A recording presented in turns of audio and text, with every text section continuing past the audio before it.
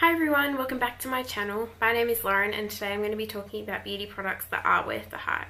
First of all, I'm just going to apologise for this stripiness going on my shirt and probably my face, but the lighting outside is getting a bit bad, the sun's starting to set, and I've got these olive trees and they're just kind of making the sun, blocking it out, but then coming in. Anyway, hopefully it doesn't get too bad during the video.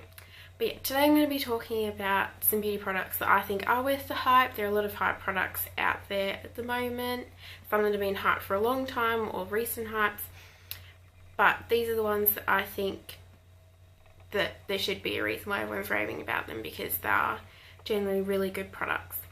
So the first one I'm going to start off with is the Nars Sheer Glow Foundation. I think I used this in my first video. But this has been raved about for such a long time by so many YouTubers and bloggers. I know Tanya Burr raved about it, she still raves about it. I think Zoella did for a bit, and a whole bunch of other ones, but I think this one is generally worth the hype.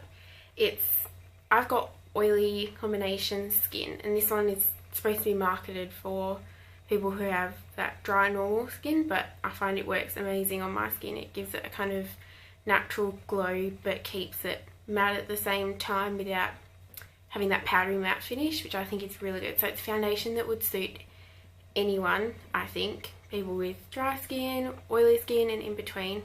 And that's why I think it's worth the hype, is because anyone can use it. It's not a product or a foundation that is targeted, for oily skin, and people with any other kind of skin can't use. So it's hard to have a big hype around it when not a lot of people can use it because it's not specified for them.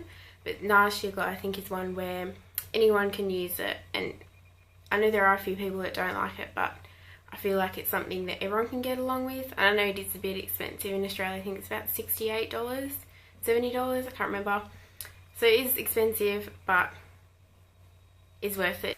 So next product I want to talk about is the Hourglass Ambient Lighting Powders, and I've got mine in the shade Diffused Light. I also have one in the shade, I think, Mood Exposure, Mood Light, can't remember off the top of my head, which is more of like a pinky one, which I use more as a blush highlighter. But this one is the best for like all over face powder. So it's got like a yellow undertone to it, very pale yellow undertone, which I find helps kind of correct any redness over. So sometimes I use this as the only powder, like usually if I'm going out at night, because it looks really nice. But sometimes I'll put this over my regular powder just to kind of cancel out any redness, which is usually kind of around my nose, on my chin area and on my forehead. I find that this is really good for that, and it also looks really natural on the skin. You don't look like you're really wearing a powder.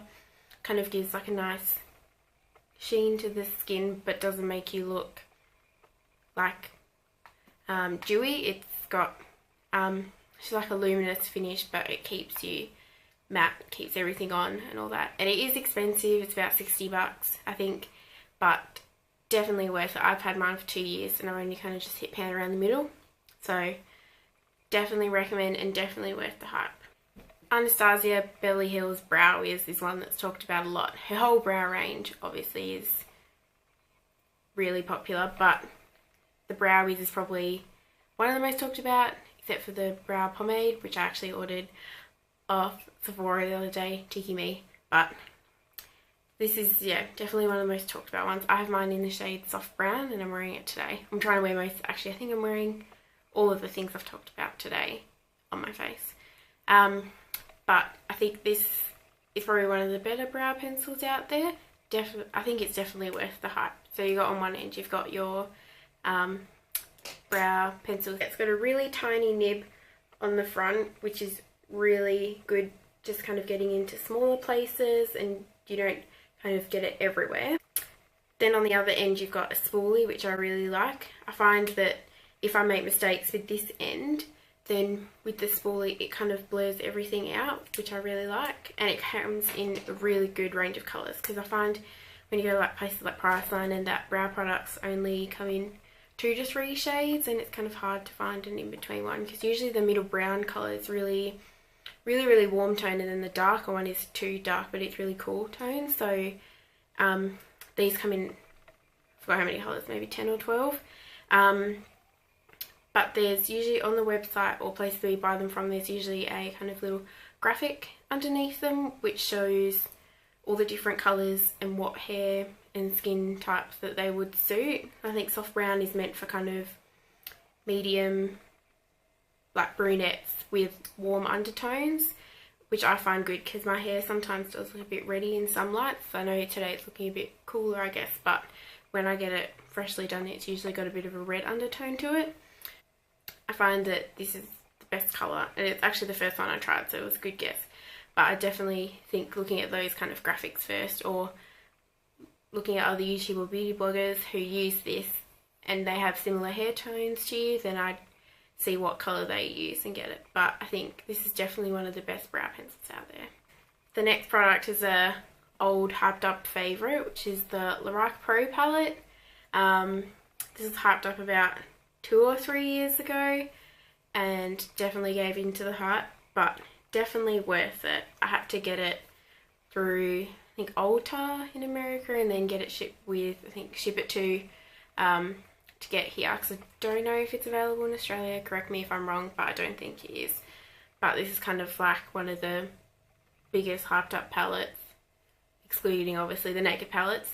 So this is the next one, but I think definitely worth the hype. It's got 16 shades, sorry, and so the top row are all mattes and the bottom one are all shimmers. I think majority of the shades are really good. There are a few kind of the shimmer ones, I think like Champagne is a bit chunky, glittery, but other than that, they're all really good, I think. Obviously you can see I've just hit pan on the shade Cream, which I use always as like a base colour, like to set my eye primer. So I've hit pan on that, which is crazy, but it's really good. You could do anything. I'd recommend this to anyone who's kind of starting out with makeup or just wants a palette that they'd be able to take anywhere and do any kind of look, because you've got kind of like all the neutral shades here, which are really good. You've got like kind of like some basic crease shades here, and then you've obviously got darker colours, but then you've got this kind of like, I love this shade Garnet, to use at night time. So I think this is definitely an good all-rounder palette, and one I'd recommend to everyone wanting a palette that can do everything. Next is the first of 2 lip products. I'm a bit of a lip product fanatic, so there had to be 2 different kinds in here. But the first ones I'd like to talk about are the Nars Velvet Matte Lip Pencils. I bloody love these so much, so much, so much. They're just the best matte lipstick I've found, because they're really pigmented, they last a really long time, and they don't feel really heavy on the skin. They don't dry out your lips. Like, they feel, when you put them on, obviously you can feel it at first. When they dry down, it's like this kind of almost like satiny feel on your lips, and you can't really feel them. Sometimes you forget you're wearing them. But they're really good, and they just released a whole bunch of new shades, so I definitely want to get onto those. But I've got 4. I did have 5. One got lost in Edinburgh or Paris, can't remember which one it was. That was sad. That was the shade Bahama, which was kind of like a that mauvey nude that was in Diffused. Kind of similar to this lip colour, which I'll explain next, but that one got lost, which is disappointing.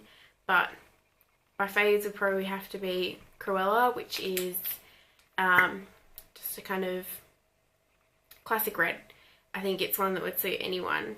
It's not too bright, like it's a little bit dark, but not dark that it's kind of would be more classified in the dark lip colour. It's still a red, but it's really nice. And then Valkyrie, which is a new addition, which is kind of like a reddy tone brownie nude, which I've been wanting for ages, and I finally picked it up on my birthday a few weeks ago, so that was a good purchase. But yeah, I definitely think these are worth the hype. I know Anna from the Anna Edit always talks about these, or she did always talk about them, but it's one of the products that I want to collect all of them, because there's some products that I don't feel like I need to collect all of them because I know I wouldn't wear all the shades, but these are just too damn good. Lastly, products that I want to talk about that are worth the hype. MAC lipsticks. Everyone and their mum has these, I think. They're kind of like one of the few makeup products that everyone has in their collection, I think, because there's just so many different colours and so many different finishes that you can always find one that you really like. I think some different lipstick collections and that are a bit smaller from different brands, so sometimes you might not find a finish that you like or a colour, but with MAC you're always going to find something you like. And I just think that my favourite formula would be their matte ones. I think they're nice and creamy, not too drying, but I find that some lipstick colours in the same formula can be a bit different, so it's just kind of trial and error, I guess. Obviously in America they're a lot cheaper than in Australia. I think here we pay $36 for MAC lipstick, which is a bit ridiculous, but I always try and get them when people go overseas and pick them up or at duty free in the airport. My favourite shades would have to be Diva, which is like a burgundy red deep shade. Classic was my first MAC lipstick, so it's a bit special. My favourite nude would have to be Patisserie. This is my second one, so I know I love it. It's I think a luster finish. Sorry, Diva was a matte finish and this one's a luster finish, so it doesn't last as long on the lips, but it's a classic. And then Relentlessly Red, which is a retro matte, so it's a lot more drying than the other mattes, but not too drying. The lips kind of start to crack. It's a bit harder to put on, but it lasts forever. And yes, this one's Relentlessly Red, and it's kind of like I'd say it's more of a pink than a red. I think it's on that border of red and pink. It's very bright and I love it. And the one I'm wearing today is Mehr, which is like a mauvey nude kind of colour, and it's also a matte finish, and they're definitely very comfortable on the lips, the matte finishes.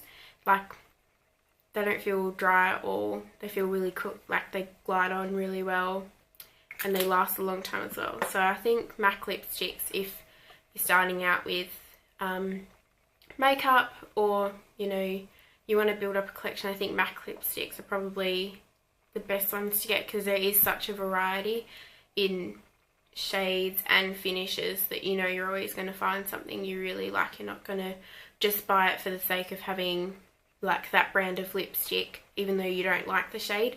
With MAC, there's always going to be something there for you, so I think that's why they're worth the hype in that regard. So that's the end of my video. I hope you enjoyed it. Let me know in the comments if there's some products that you think are worth the hype, because I'd definitely love to try out some. Hopefully down the track I'll do products that aren't worth the hype, but I know that in my collection I don't keep a lot of stuff that I don't like, so I don't have a lot here, but there's definitely some products that I think are not worth the hype. But that's for another video, so I hope you guys enjoyed it today.